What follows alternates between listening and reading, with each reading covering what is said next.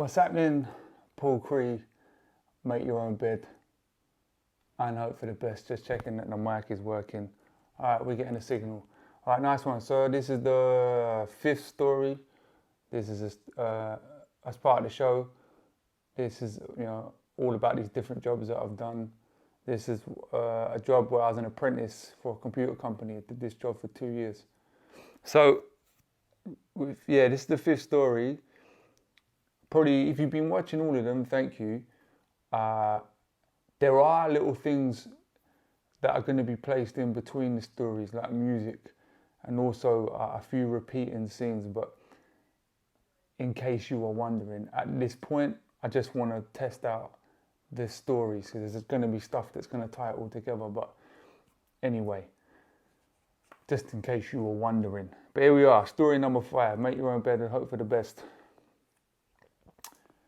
The other engineers told me that my boss, Sandy, who's never here, is a bit mental, and they don't know why I was taken on. Sometimes they make things up for me to do. Most of the time, I make things up for me to do, which is what I was doing when that sales prick Patrick comes in and asks me to attend his sales meeting to demonstrate the VPN products to some potential clients. Me, the trainee, in a sales meeting. I should have read the signs. 3 ear-piercing alarm bells. One was that apart from my boss, Sandy, who's never here anyway, no one comes in to talk to me. 2, especially not that sales prick Patrick. I don't think I've ever spoke to him. And 3, at the same time he came in, I was reading this deep website about how Tony Blair is a liar and this Iraq war is all bullshit. Like this job.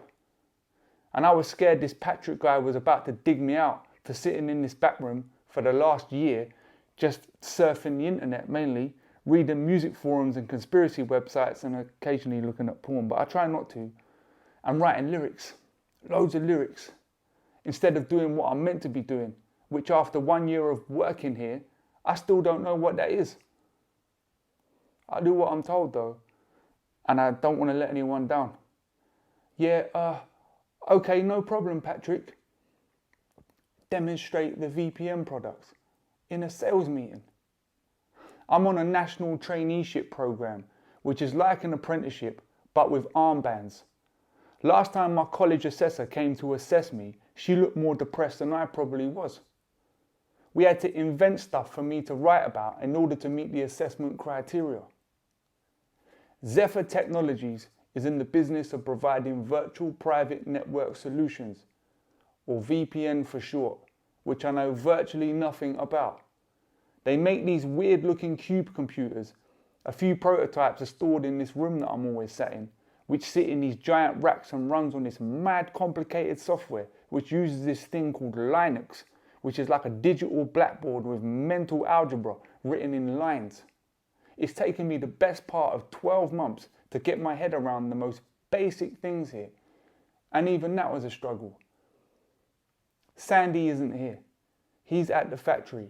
He's always at the factory. So this sales prick Patrick, who looks like a walking sperm and is always smiling, wants me to come in the sales meeting and demonstrate the VPN software, which I've only just figured out how to do on these spare old prototype machines because I had nothing else to do.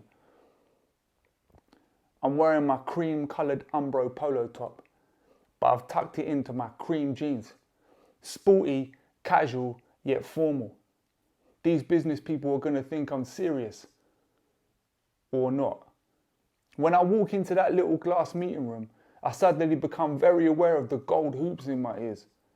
There's 3 people, 2 men and a woman, smartly dressed with travel cases. Travel cases? Where have these people come from? That sales prick Patrick says that I'm a little genius. He never even talks to me. They're looking at me, I look at that prick Patrick, and he goes, "Show us your magic then," smiling. I turn to the weird looking cube machines on the table. Alarm bells. They're different to the machines that I've been practicing on. I'm not sure what cable goes where. My hands are shaking. There's 1,000 combinations going through my mind on fast forward, but I can't catch any of them. I plug the cables in, then unplug them. Plug them back in again. Try not to focus on the 3 business people in my peripheral vision. Patrick is still grinning. I turn the machines on and load up the Linux blackboard and try and remember the correct commands. The commands. What are the commands? This flipping weird language. I just type some basic shit, ipconfig, which I know has nothing to do with what I need to do, but I think it looks impressive. Loads of shit comes up on the screen. Okay, I remember the first set of commands. I noticed the woman look at her watch and the guy crosses his leg. Patrick's still smiling. Looking back to them, to me, then back to them, then back to me again. I mistype a command again and delete again. That's the 3rd time. I get through to the final command, which is where the machines will hopefully connect over the magical VPN rainbow.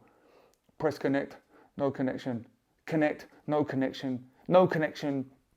I turn the machines off, unplug them, then replug them in again, but using a different Ethernet port. Go back through the commands, still not looking at the business people. Sales Patrick, still smiling. Connect, no connection, no connection. Connect, no connection. ipconfig, connect, no connection. Sales Patrick steps in front of me with his arms out towards the business people, still smiling.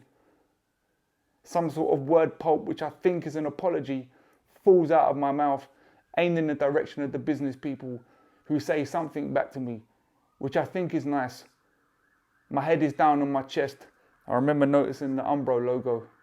I'm walking out the glass meeting room, through the open plan office, down the corridor to my little back room, where all the manuals are on the floor with those old machines, and I kick one of them and hurt my foot. Then sit on the chair and just stare at the carpet tiles, wishing I was left alone in that little room like I normally am.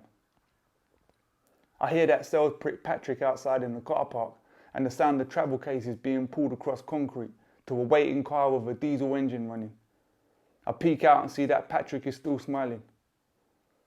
Actual alarm bells this time. It's a text on my phone from Sandy. He never texts me. How's it going? Boom.